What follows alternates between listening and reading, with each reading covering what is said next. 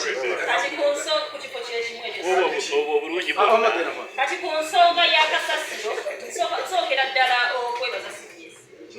olw'enteekateeka eno tuleeta ebirowoozo byaffe ne tubiteesa ekyokubiri mbakulisa okuba nga mwaddiziddwa layisinsi yammuzemu era nga tuusa okusaasira kwange eri abantu b'ekiteezi bonna abantu abafiiriddwa abaabwe era nga nsumirako tusaze magezi ki ku nsonga y'akasasiro kati ku nsonga y'akasasiro eyo tosobola kusolvinga kizibu nga tomaze kulaba lutukozi yakyo ekizibu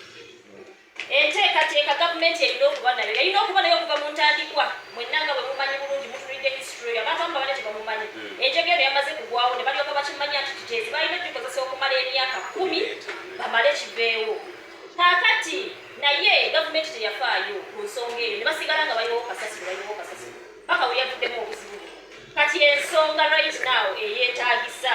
ne bwe munagamba nti muguze ettaka ewalala era ne mumuyiwayo nga temutaddeewo mbeera ya kumulongoosa kubanga mufayinga solution ey'ekizibu kino ekiguddewo era bigenda kuhapeninga n'ewalala abantu abalala nabo tujja kuwulira nti nabo babaziise nti ate entebe amazzi ate goonoonese ennyanja yagenze mukasasira ate abantu balwadde bihaziya n'ebirala bingi kati gavumenti erina okuteekawo enteekateeka bateekewo bajeti balabe nti kasasiro ono bwe baba bamukuŋŋaanyiza bagenda mumukolamu ki ebyo byonna bikolebwe baleme kubanga bayiwa buyiyi abantu bagenda kusigala nga bafa abantu bagenda kusigala nga balwala ne bwe munaamutwala eddudu